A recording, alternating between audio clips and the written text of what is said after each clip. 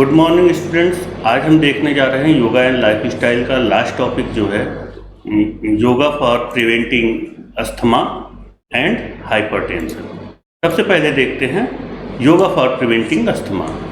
Asthma is a chronic lung disease that inflames और swollen and narrow the respiratory tract in the lungs.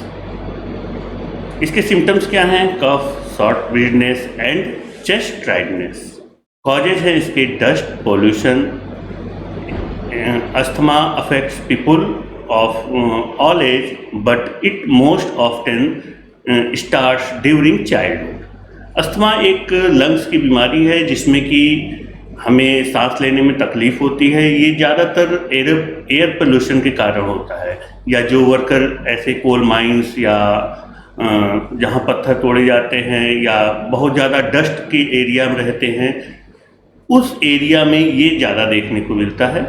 इसका जो symptoms है, कफ बहुत ज़्यादा जमना, और हमारी जो सांस होती है बहुत छोटी छोटी होती है, और चेस्ट पेन या चेस्ट में हमेशा जकड़न बनी रहती है। इसको ठीक करने के लिए योगा के माध्यम से कुछ ऐसे आसन बने हैं या ब्रीदिंग की जो एक्सरसाइज हैं जिनके द्वारा हम इसको ठीक कर सकते हैं। सबसे पहला है सुखासन। सुखासन यानी कि पद्मासन की स्टेज है जिसमें कि आप क्रॉस लेग करके बैठेंगे।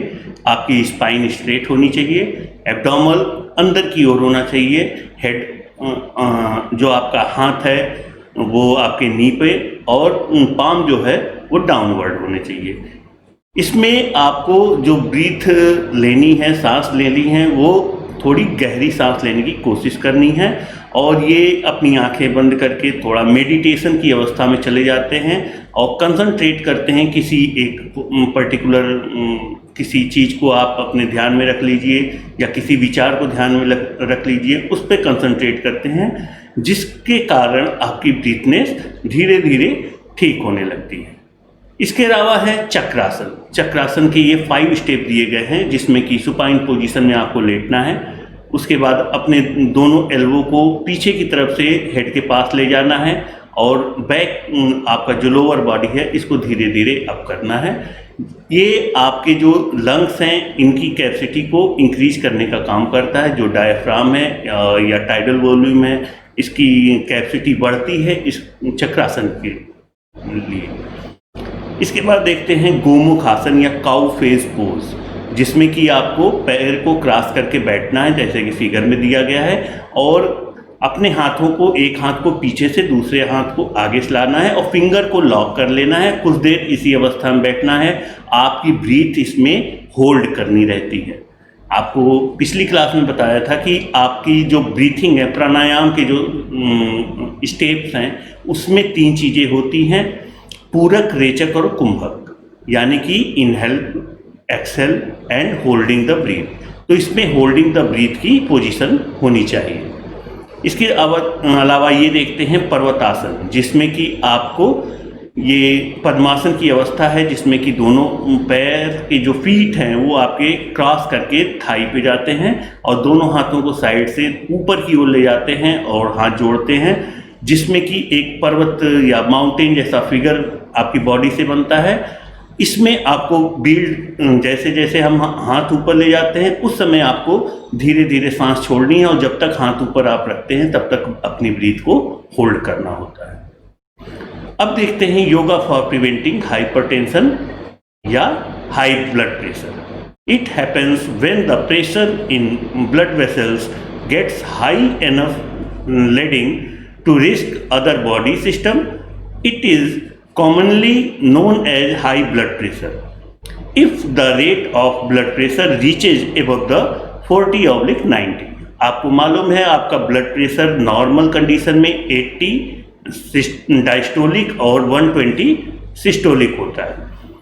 अगर इससे ज़्यादा आपका जाता है या आपके जो सिस्टोलिक और डायस्टोलिक में जो डिफरेंस होता है 40 से ऊपर हो जाता है, तो वहाँ पे आपको लो ब्लड प्रेशर या हाई ब्लड प्रेशर का देखने को मिलता है। जहाँ पे जो सिस्टोलिक है अगर 140 से ऊपर चला गया और डायस्टोलिक अपनी जगह रहा, तो वहाँ पे आपको जो आपकी सांस है बहुत छोटी छोटी चलेंगी, आपके नाक या नोज से ब्लड आ सकता है, आप वो इरिटेट होते हैं, बहुत जल्दी इरिटेट होते हैं, हेडेक बना रहता है, इस तरह की चीज़ें इसके सिम्टम्स में आते हैं। अब इसके कॉजेज़ क्या हैं? Physiological causes.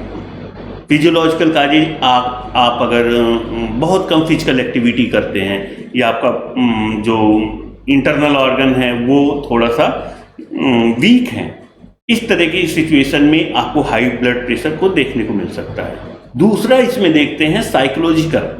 आप किसी ऐसी चीज़ को सोचने लगते हैं जिससे कि आप का ब्लड प्रेशर हाई होने लगता है, तो इस तरह की कंडीशन में इसको साइकोलॉजिकल कॉजेज बोल सकते हैं हाइपरटेंशन का।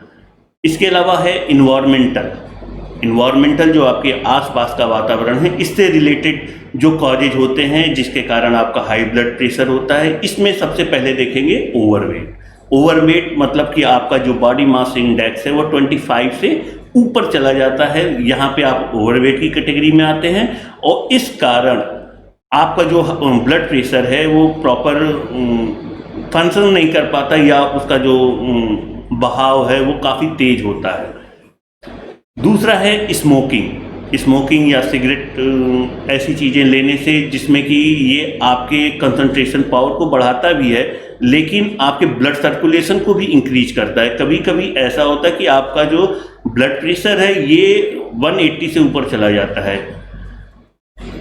इसके अलावा देखते हैं स्ट्रेस। आपको किसी बात का स्ट्रेस हो जाता है, उस तरह की कंडीशन में भी आपका जो ब्लड प्रेशर है वो काफ़ी हाई हो जाता है। लास्ट इसमें देखते हैं गैस्ट्रो प्रॉब्लम, जो गैस की डाइजेस्टिव सिस्टम की प्रॉब्लम है, इसके कारण भी आपका ब्लड प्रेशर हाई हो सकता है। अब देखते हैं इसको क्योर करने के योगा के माध्यम से क्या क्या प्रिवेंटिव मेजर्स हैं। सबसे पहले देखते हैं भुजंगासन। भुजंगासन आपको पूर्ण पोजीशन में लेटना है, दोनों हाथों को कमर के बगल में ले जाना है और अपर पार्ट को ऊपर की ओर उठाना है। इसके अलावा देखते हैं ये पवन मुक्तासन।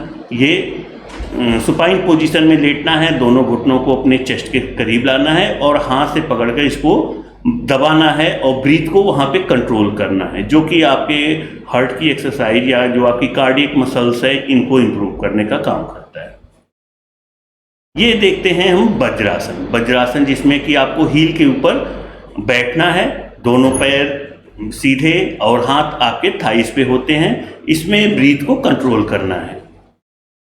ये है सुखासन या योग निद्रा बोल सकते हैं, जिसमें कि ये बहुत ही बढ़िया एक्सरसाइज है जो कि सभी आसन करने के बाद की जाती है, जिसमें कि अपनी हार्ट बीट को आप कंट्रोल करते हैं और धीरे धीरे नीचे की ओर लाते हैं। किसी भी तरह की फिजिकल एक्टिविटी के बाद इस आसन को करना बहुत ज़रूरी होता है। ये आपकी मसल्स, आपके जो ब्रीथ है इसको कंट्रोल करता है, आपके हार्ट बीट को कंट्रोल करता है।